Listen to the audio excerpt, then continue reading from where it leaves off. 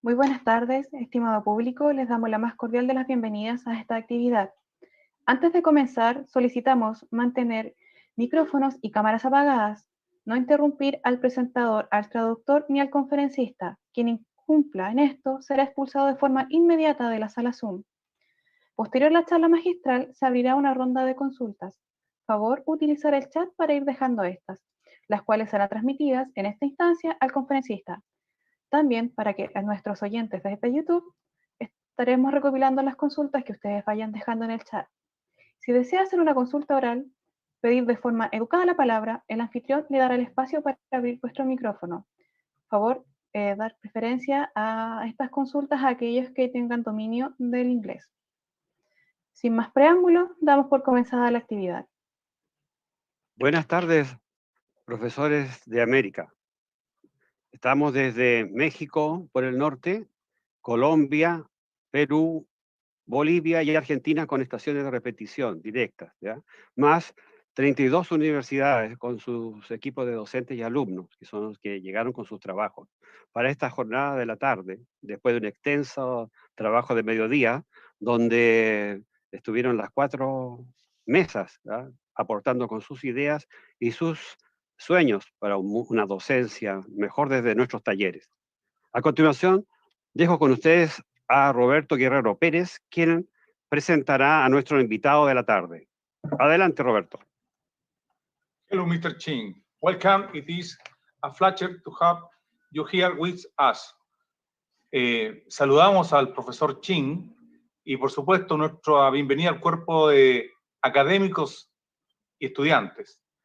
Antes de comenzar, quiero contar una experiencia para que puedan comprender la dimensión humana y sencilla del profesor Ching. Hace 10 años atrás, en Manizales, un 11 del 2010, estaba sentado como cualquier participante en un congreso en la aula mater de Manizales de la Universidad Nacional de Colombia, y al lado mío estaba sentado un señor sencillo, muy humilde, que cuando presentan a la estrella de ese congreso, que era el profesor Ching, se levanta y era quien estaba sentado al lado mío. Eso habla de la sabiduría, de la sencillez y de esa humanidad del profesor Ching. También quiero enfatizar que es primera vez que el profesor Ching dicta una clase magistral en Chile. Lamentamos no tenerlo en forma física en nuestro país y sobre todo en Concepción, para que pueda dibujar los espacios de nuestra ciudad sentado en torno a un árbol, respirar el aire de Concepción, sentir los ruidos de Concepción. Lamentamos también que no podamos tener una relación directa con usted, profesor Ching, nuestros estudiantes que puedan preguntarle directamente. Pero a pesar de eso, tenemos esta condición virtual. Podemos tenerlo nuevamente en forma virtual. Y solamente, profesor Ching, agradecer todos los libros que ha escrito. Aquí tengo uno, no se ve, pero es el Diccionario Visual de la Arquitectura. Espacio y forma de la arquitectura que el profesor Ching ha escrito, que ha sido un libro de cabecera de los estudiantes de arquitectura. Agradecer, y he tenido la fortuna de conocerlo directamente en 2 oportunidades, es que doy la bienvenida, profesor Ching, a esta charla inaugural de vuestra primera visita virtual en Chile.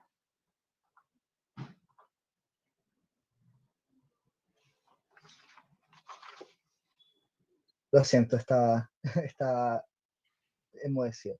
Muchas gracias, profesor Roberto, por sus palabras. Antes que todo, y decirle a toda la audiencia que nos está escuchando de toda Latinoamérica, que para entrar al canal de la traducción en inglés, porque evidentemente nuestro profesor Ching habla inglés, por ende, para ustedes y la mayoría, y el entendimiento de todos, abajo, al lado que dice Share Screen, luego dice Record and then Interpretation. En la sección de Interpretation, por favor, hagan clic, que ese es el canal donde todo se va a escuchar en el español, mientras nosotros podamos interactuar con el profesor Ching en inglés.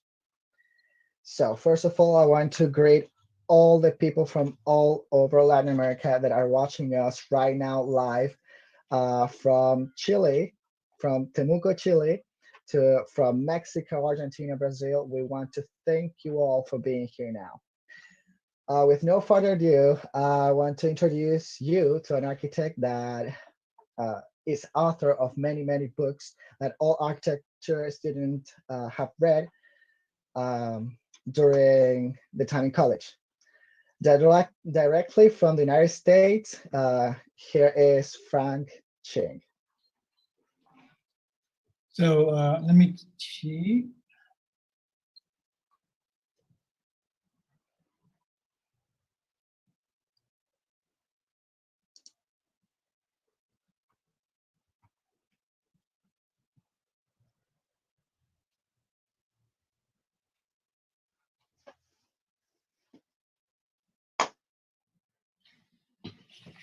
Thank you, everyone. It's a privilege and an honor to be able to address you today at this 5th Latin American architecture meeting.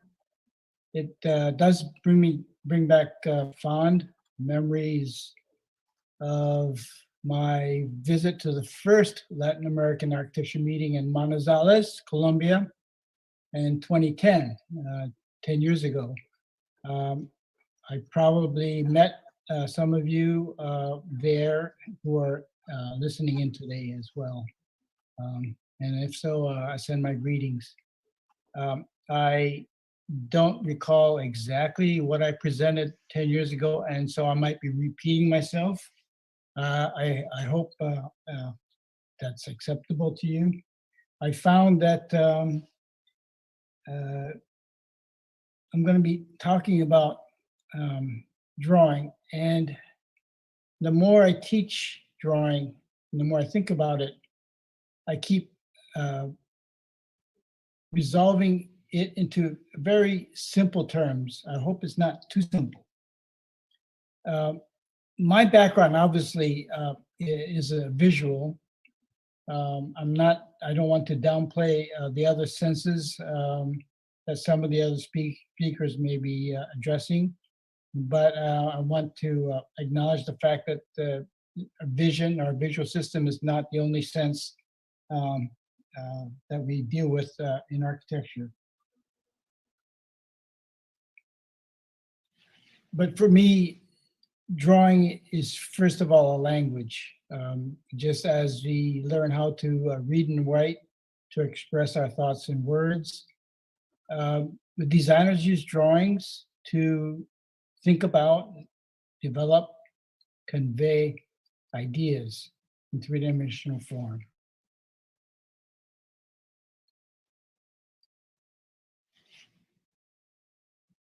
Drawing is not just the skill of the hand. It's not just a manual skill. It involves both seeing and thinking. And I want to stress that the thinking part of it is sometimes not so obvious. It's not just the seeing, it's not just a hand, but the role that our thinking processes plays into drawing. And as architects, we deal with constantly with three-dimensional information, and we learn how to represent it on a two-dimensional surface. Even if you're using computer technology, developing models, the monitor or the screen that you're working with is still a two-dimensional surface. It's illusory. Whatever three-dimensional information you see is really just an illusion. And so we have to learn how to develop that ability to portray 3 dimensions on 2-dimensional surfaces. And what you see here are sketches that I did visiting the new territories north of Hong Kong. On the upper left is an analysis of a walled city, and on the right are drawings or diagrams I did in studying the ancestral halls. As you can see, the plans section, 3-dimensional views. So in this case, it's not just the ability to draw, but the ability to think in 3 dimensions. So for me, there are 3 reasons why we draw. The first is that drawing invigorates our seeing, just as seeing enables us to draw. And in this case, I'm talking primarily by drawing by hand on location. Second reason we draw is to stimulate our imagination, especially in the design process. And the third reason is to communicate ideas and information.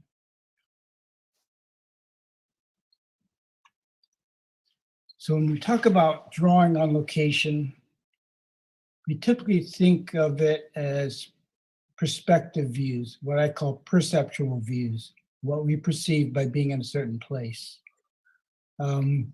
This is a view of an area just a few blocks from where I live in Seattle. Notice when we're drawing on location, we're drawing perceptual views. I like to convey not only what I'm looking at, but where I am standing. So the relationship between where I am and what I'm viewing is essential. That's why I included the street signs. Here's another view of the 5 rathas in India, Mamallapuram.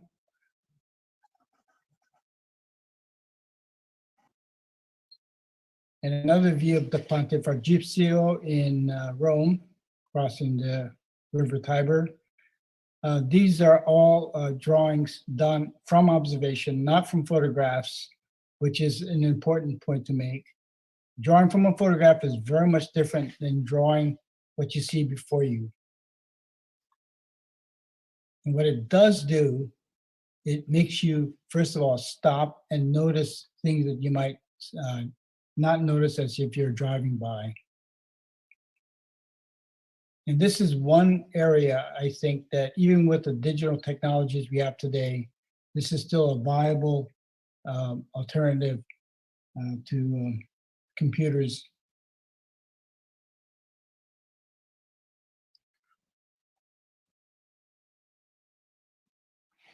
Even when we're visiting places, we can draw conceptual views. You typically think of these views as plans, sections, elevations. This is an example of my visit to Takayama, Japan, visiting the folk houses there.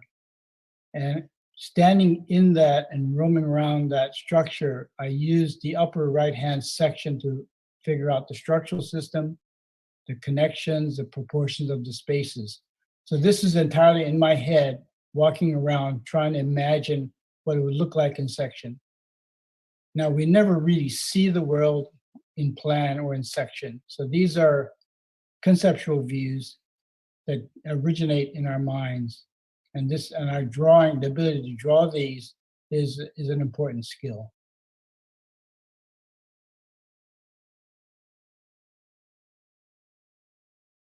Here's another example. On the left is a perceptual view of an approach to the Castel San Angelo in Rome. On the right-hand side, what I was trying to do is figure out the path of movement as you circumnavigate the complex and rise up through those various levels. And so I was trying to use these diagrams to figure the path of movement out. It's a very complex pattern of movement. And so I was trying to figure out how to convey that in a drawing.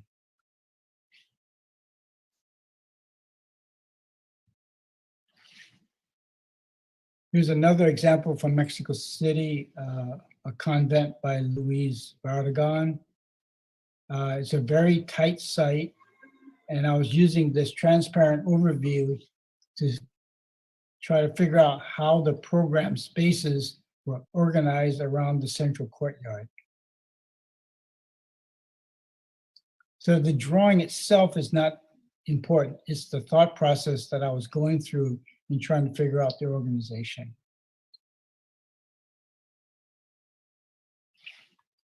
And of course, in the design process itself, we use these kinds of drawings to think about design ideas, work out design problems. And oftentimes these drawings are more diagrams than anything else. They're pictorial in a way, but they're very highly abstract. And that way you can isolate certain issues and ignore others. Of course, working back and forth from plans and sections to three-dimensional views. It's a way of recording your thought process in design.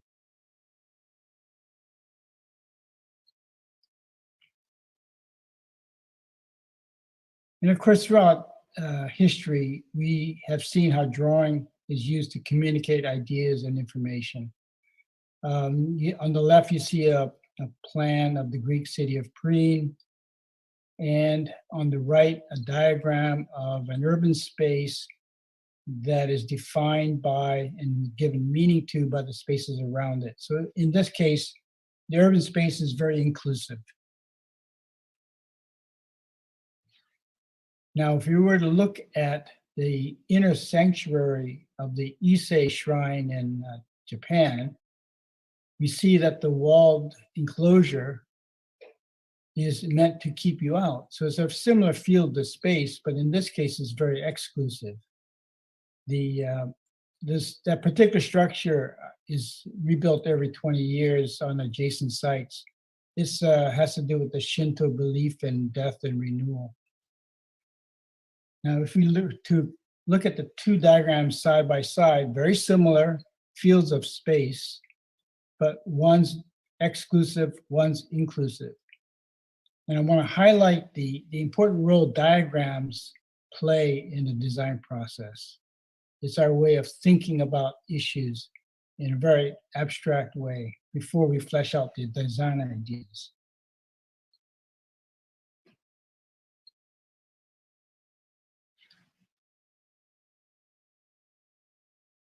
In the following series of slides, I want to highlight the differences between drawing by hand with a pen or pencil on paper and the machine, the digital drawing with computers. On the left is a view that I drew of Via Julia in Rome, pen on paper. On the right is a series of shells that are created by cutting sections through a torus. This is, I created this on a computer to illustrate the structural abilities of shells. Now, as I blow up both the hand drawing and the machine drawing, you begin to see how the hand drawing image is fragmented while the digital drawing remains true. It's a vector image, so no matter how much you enlarge it, it retains its accuracy. And finally, you can see how the hand drawing has devolved into almost unrecognizable imagery. Whereas on the right, you see how the vector image remains true. So this is the magic of a hand drawing. When you look at the original image, you can see what it is, but when you blow it up, you see it doesn't really replicate what you're trying to represent. This is this power of suggestion that's really important.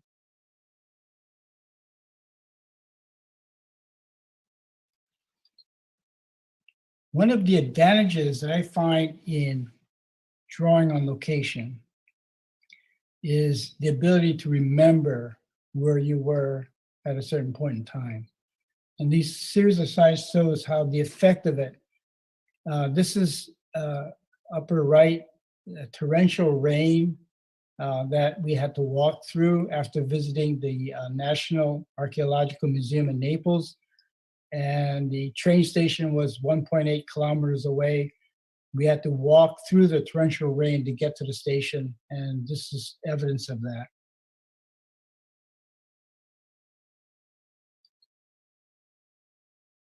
Here's another example. This is downtown Dallas. Went out early one morning. It was 43 degrees Fahrenheit, 6 degrees centigrade. It was so cold that I could barely stand and to draw this view.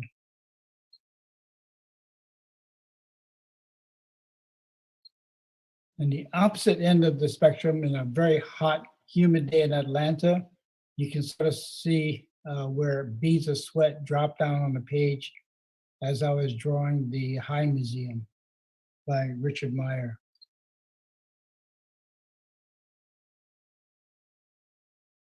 And finally, here's another example from San Gimignano, where the bird dropping, you can see the bird dropping on the stairs.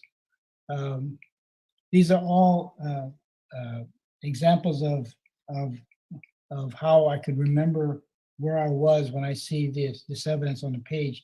Even if there are no evidence of rain or sweat, when you do a drawing like this and you spend half an hour or 45 minutes on a view, you can't help but remember the time of day, the season of the year, how you felt, what it felt like to be in a certain place.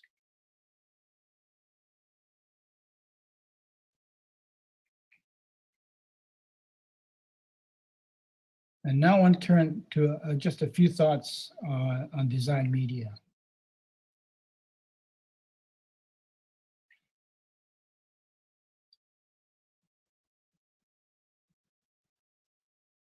So on the left, I've been talking about drawing from observation, seeing the present, and its important role in noticing the environments in which we live, work, and play.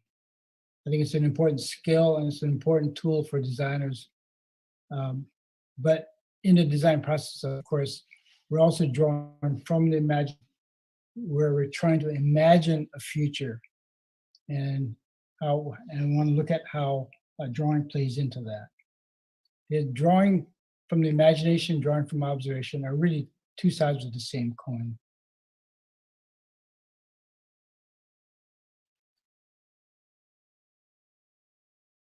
Of course, in the design process, when you draw the future, there are certain phases we're familiar with. The first is ideation, exploring ideas. You can do this on a computer, but certainly doing it by hand is a fairly easy way to explore possibilities at this stage. And the more possibilities you explore at this stage, the richer the opportunities to explore. I just remember seeing a video by Stephen Hall where he talks about doing his watercolor sketches to stimulate the imagination.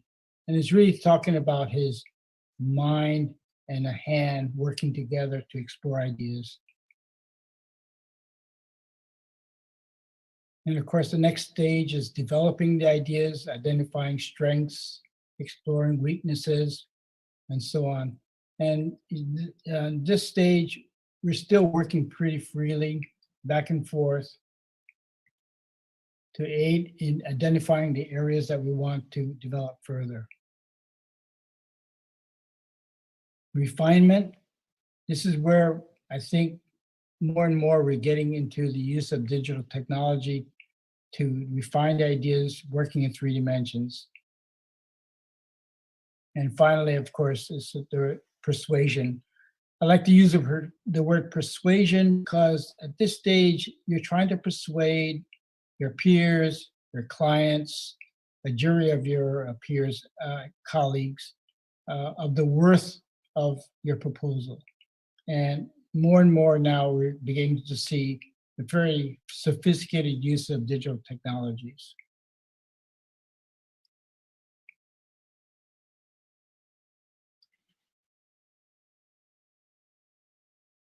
But to develop design ideas, we have to be able to externalize them, not only so that you can work on them yourself, but you can also communicate them to others.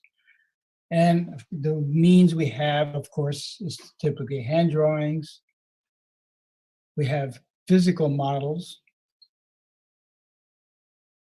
And increasingly, we have digital models.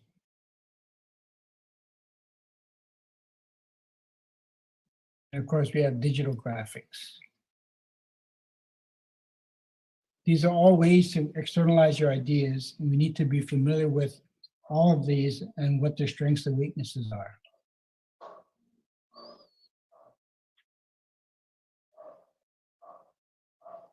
So physical media, I'm talking about thinking with a pen or pencil on paper, making physical models.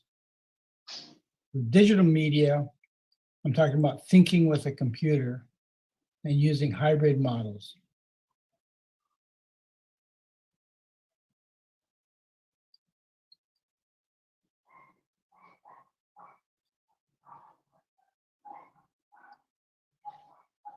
So now, of course, I went to school using the T-square and a parallel rule before the age of computers. So in those days, of course, we used two-dimensional orthographic projections, plans, sections, elevations to develop ideas. Today, because of the computer and the programs that are available to us, we typically begin with 3D perspective views.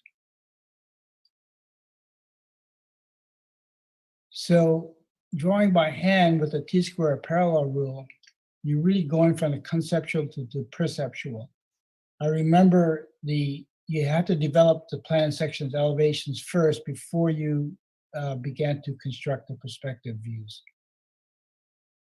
Today, with the computer, you work from the perceptual to the conceptual. So you develop models in 3 dimensions, and then the program can assist you in cutting plans and sections. So it's really the reverse of what we used to do.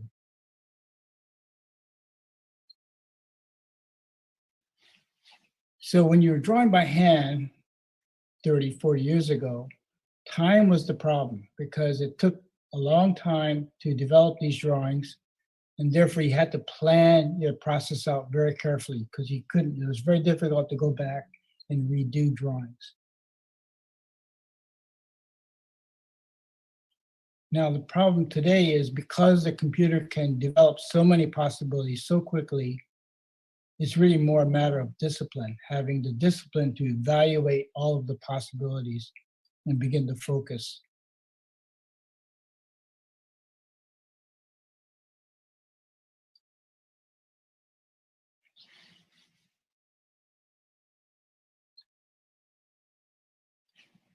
So now a quick comparison of physical and digital models. Physical models obviously are built with materials, physical materials, and digital models are really, think about it, are insubstantial. In other words, they appear on the screen, but there's no substance to them. And when you build physical models, you're really working with the hand. Even when you fabricate the parts with the digital tools that we have available, you still assemble many of these materials by hand. And if you're actually working with materials, you can sense the grain and plasticity of the materials you're dealing with. But on the computer, you're really manipulating algorithms. It's very abstract. So you're handling materials on the one hand, and you're naming them on the other.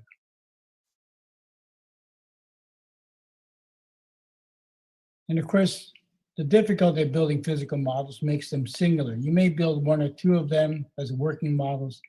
And with the digital realm, you can do multiple models very quickly, which can be an advantage.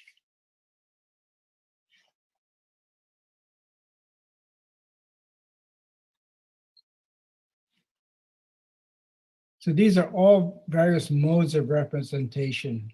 I'm not talking simply about whether they're plan sections, elevations, but I'm also thinking about the physical media versus digital media. These are all representations of the Mount Testaccio in Rome.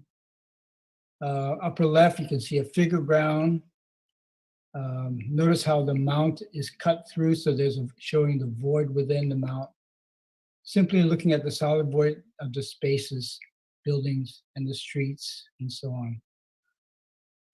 In the upper middle, you see a more of a contour version of the mount with the surrounding context. On the right, you see a collage of that same site using physical materials and layering. which reminds you more of the physical nature of the topography. And on the lower left, similar to the upper middle, notice the use of contours to convey the topography, which requires that you understand the convention of contour lines. These are all different ways of seeing and thinking about the subject matter, but no one way of no one way of representing Mount Pistachio can convey everything about that place.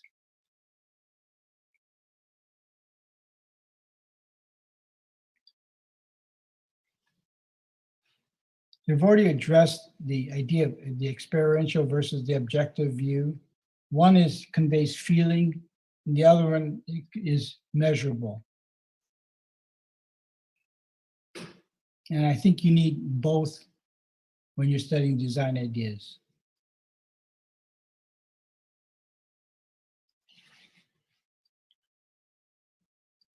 And so the modes, I'm sorry, that skipped forward.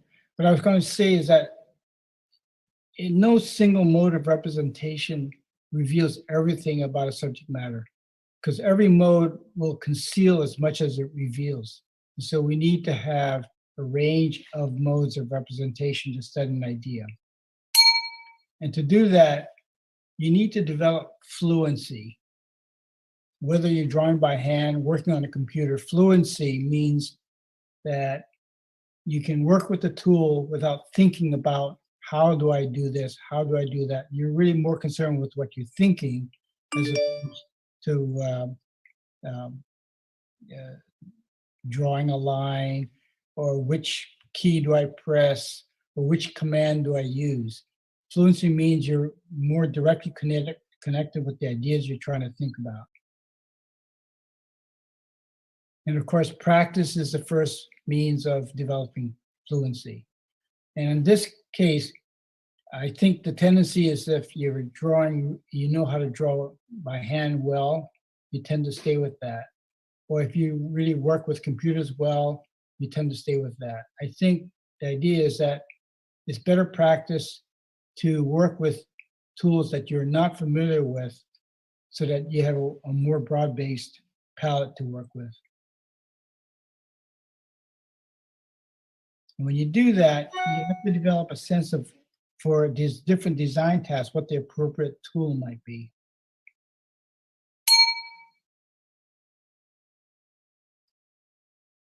So in the end, I think you have to be comfortable with both the hand and the machine if possible, rather than restricting yourself to only one way of doing things.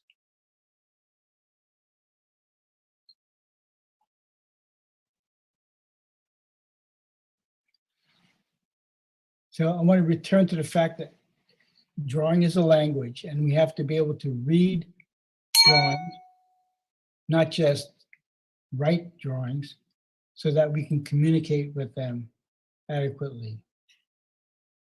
So oftentimes we tend to think about how do I do a drawing, but we forget about how to read a drawing.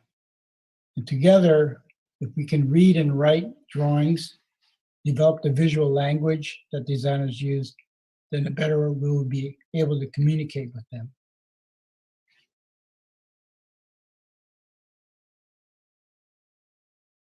So I want to conclude by thanking you for the time. I hope as I was able to provide you with some insights.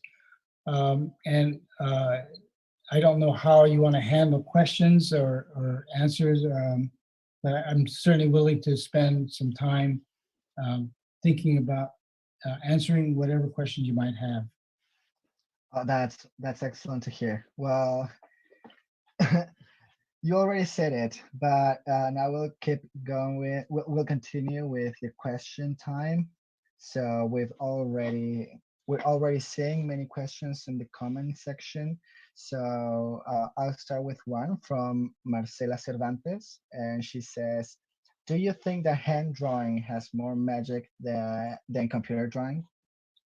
Well, they both have advantages. The hand drawing has a personality, has an authorship, particularly if you're doing freehand drawing. The authorship is very evident.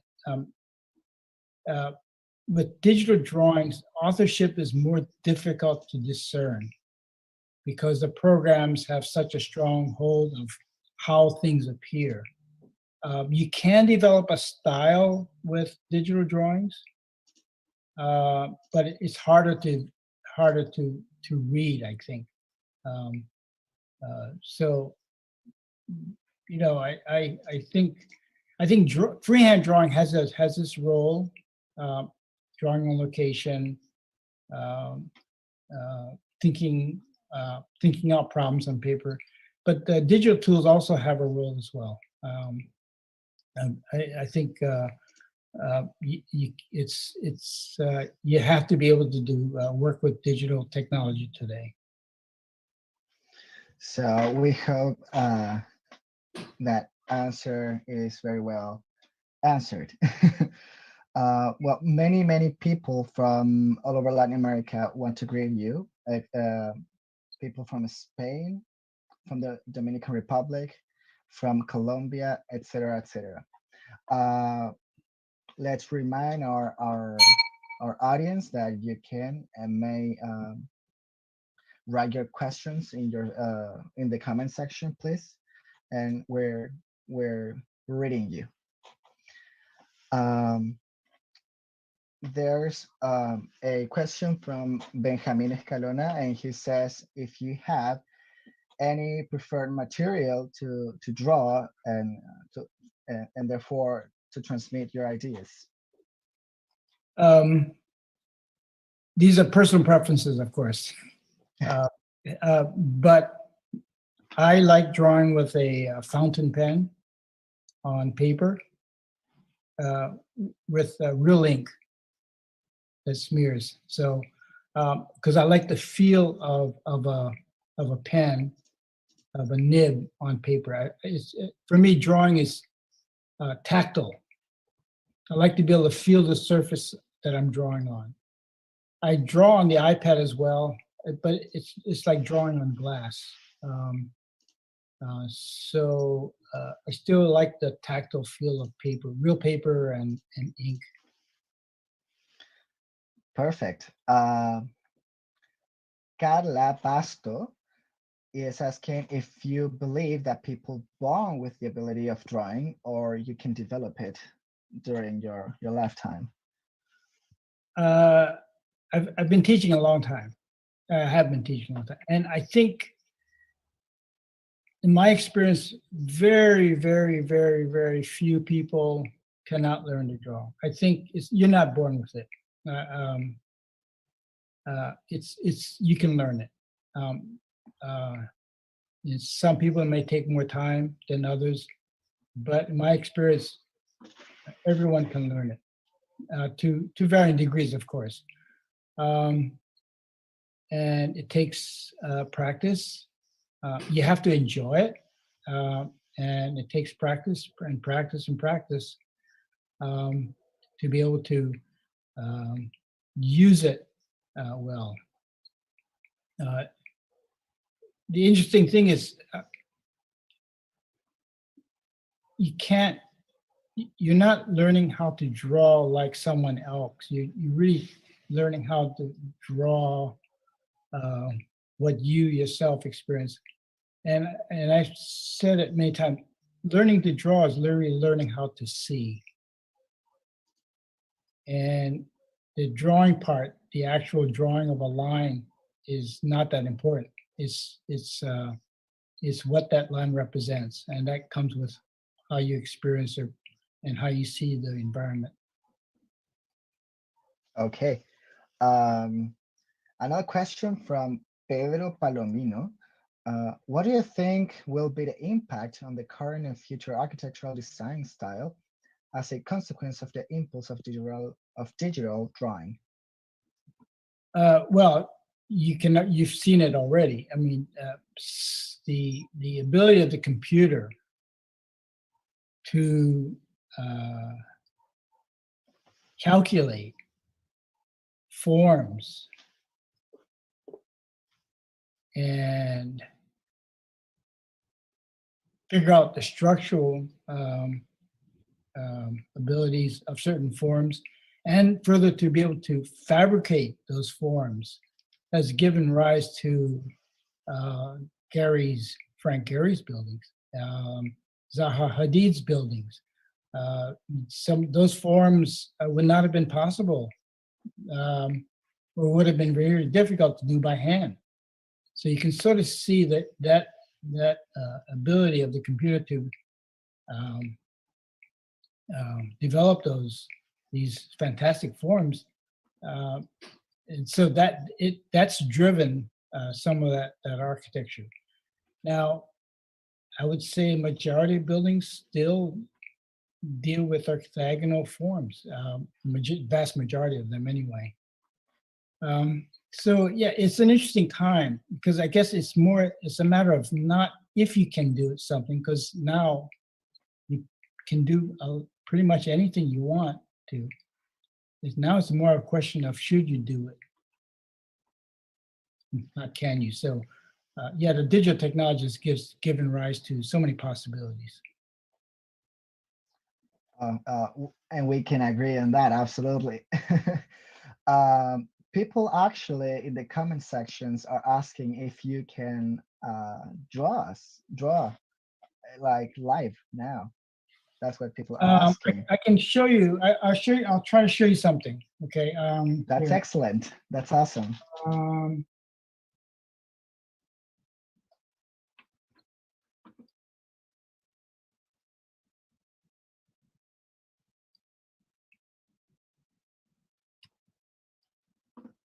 Okay, let me see if I can show you. Now, this is a drawing I did in Boston of the Trinity Church. And I did it on the iPad. And this is replaying the steps I took. So you can sort of see how I developed the basic facade, horizon line, division. Because it's symmetrical, notice I'll follow symmetry. And what I'm doing is simply blocking out,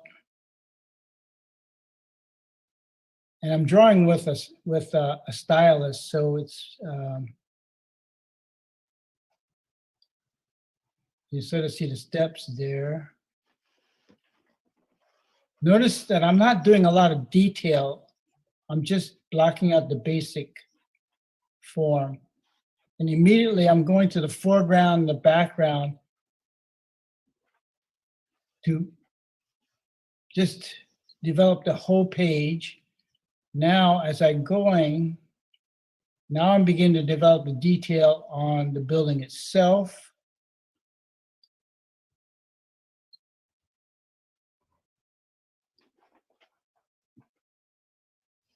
So, yeah, there.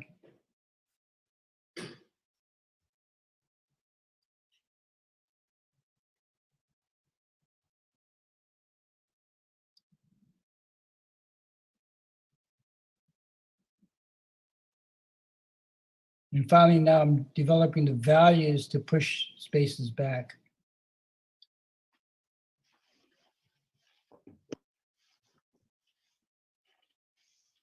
So see the process the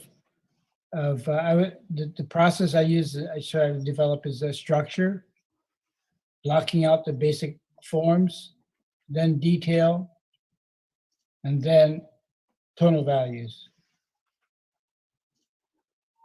So the reason I use the iPad is I can actually save this as a video and replay it back. Sure.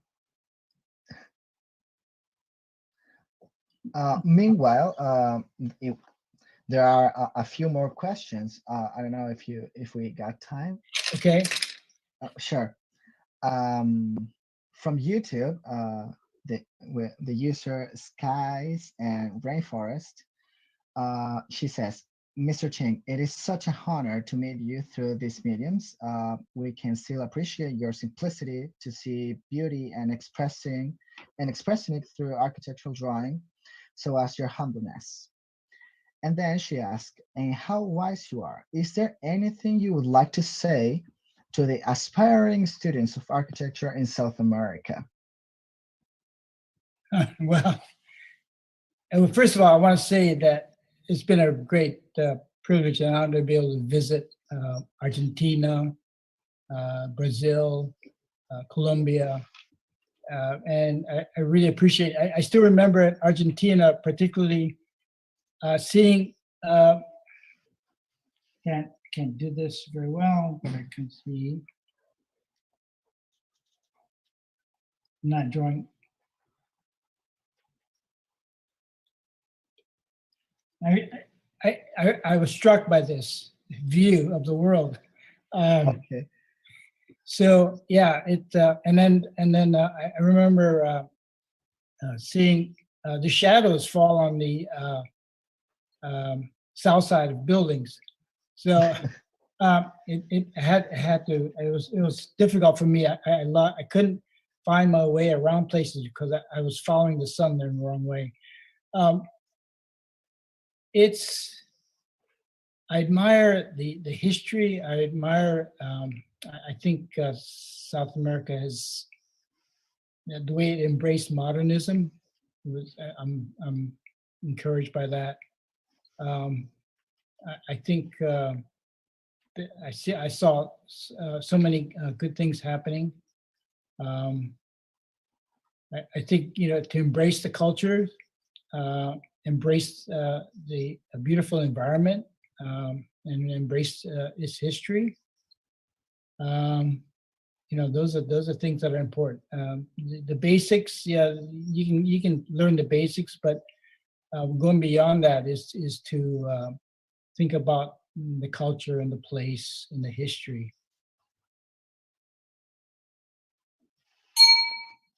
Thank you for those words. It is very admirable. Thank you. Well, I think we're quite on time. Would you like to share something else with us? Not particularly. I mean, it's easier for me to respond to certain issues. I think if I'm talking to primarily faculty,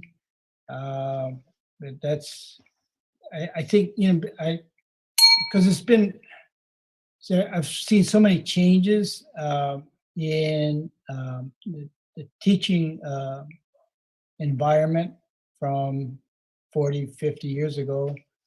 And it's difficult to keep up with these changes, and I think it's meetings like this that help you see what's going on in other places, and to be able to keep up with the challenges, especially now. I couldn't imagine doing much more of this online. It's really a challenging time. So I admire. I've always enjoyed teaching, and so I always admire people that do teach. It's a challenging but satisfying profession. We see and we appreciated this awesome and incredible presentation of yours. So to finish with this an amazing presentation, we really want to thank you for this. There were hundreds of people watching us through Zoom, YouTube, and our official channels. And how interesting and incredible it is, the power of hand drawing.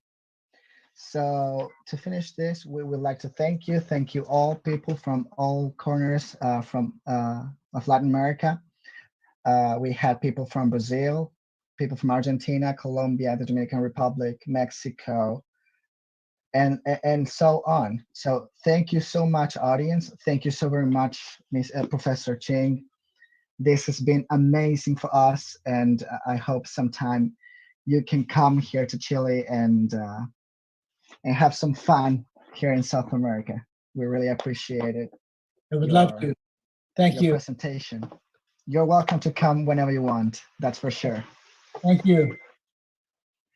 So thank you, everybody. This is the end of our presentation, the presentation of Francis Ching. Thank you so much. Thank you.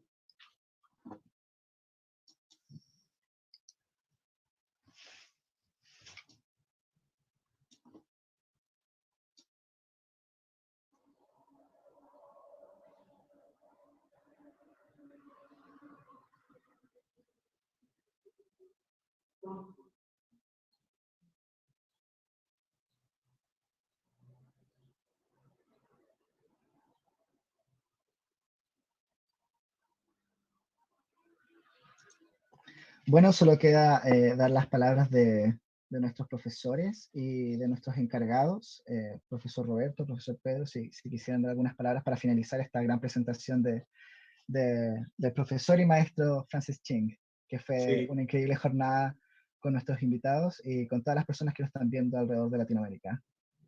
Así es, Felipe. Yo creo que ha sido un día maravilloso tener por primera vez en forma virtual al profesor Ching en Chile, quien nunca ha estado físicamente, ha parado en Santiago nomás cuando fue a Argentina, pero En el aeropuerto. eso no es estar en Chile, es estar en un aeropuerto. Yo rescato lo que el profesor Ching enfatizó, el dibujo como una herramienta del desarrollo sensorial en su modelo pedagógico. Él ha dedicado su vida a escribir y a dibujar, como lo hemos visto hoy. Y él ama la enseñanza, como bien lo acaba de decir, la enseñanza de la arquitectura. Por lo tanto, cada uno verá cómo conecta este mundo sensorial que tenemos cada uno con el medio y cómo transportarlo a un croquis o a un dibujo digital o a un dibujo análogo. Darle las gracias nuevamente a nuestro profesor Ching por su gran contribución a la enseñanza de la arquitectura. Estoy muy motivado realmente por este encuentro, que gran parte lo han hecho los estudiantes. Felipe, Catherine, Fresley, y el apoyo de nuestra arquitecta, que ha sido la traductora, ¿no es cierto?, Camila Witching, realmente brillante. Todo de la cantera de la Universidad de Concepción. Los felicito, estudiantes, porque este es su fiesta. Este quinto encuentro es la fiesta de los estudiantes de Latinoamérica. Solamente decir, estamos tratando de cumplir al máximo lo programado en este quinto encuentro. Mañana tenemos la visita de otro docente destacado, pero ahora desde Perú, Luis Longi, quien nos va a encantar con su mirada de docente y de arquitecto en la vida profesional. Por lo tanto, los invitamos mañana a conectarse nuevamente en este quinto encuentro, donde partiremos con la recepción de antesala a las 9:45 hora chilena, para partir con la recepción de Luis Longi a las 10 de la mañana hora chilena. Los esperamos, docentes, estudiantes. Es mi mirada de alegría. La verdad que aún no despierto si esto es un sueño o es una realidad lo que ocurre en este preciso instante de este día maravilloso. Gracias. Y es cuanto puedo decir por el día de hoy. A todos ustedes ha sido un día realmente lleno de adrenalina. Gracias, Felipe. Gracias, profesores, por su apoyo. Gracias a usted. Y a la audiencia que aún está conectada, había muchas más preguntas que nos querían hacer para el profesor Ching. Da muchos saludos y mucha gratitud acerca de la organización del evento. Muchas gracias a ustedes también por estar presentes, absolutamente. Nosotros detrás queremos que este quinto encuentro sea lo mejor posible. Y muchas preguntas quedaron sin contestar y precisamente por la falta de tiempo, pero esperamos y escogimos las que mejor pueden calzar para la ocasión. Pero muchas gracias por la atención de todas las personas. También, Felipe, agradecer a las mesas de trabajo, ¿ya? Que por las redes, los que han podido participar y acceder a las conversaciones, lo han encontrado muy interesante lo que se ha debatido, ¿ya? Y ese es un material que ya es de consulta. Entonces, agradecer a cada una de las 4 mesas su dedicación y su trabajo con tanto cariño expuesto para toda Latinoamérica y desde Guadalajara hasta Argentina. Muchas gracias, Felipe, por su conducción. Sí, y yo Gracias quisiera a agregar todos. y resaltar algo que no hemos dicho. Este congreso es gratis.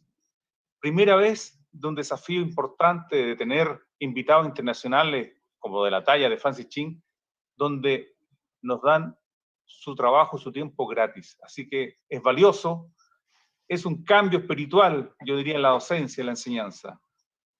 Y eso es lo que quería resaltar, profesores, por este evento tan hermoso que estamos realizando. Y si cometemos errores, pedimos disculpas, compañeros y docentes de Latinoamérica. Estamos experimentando.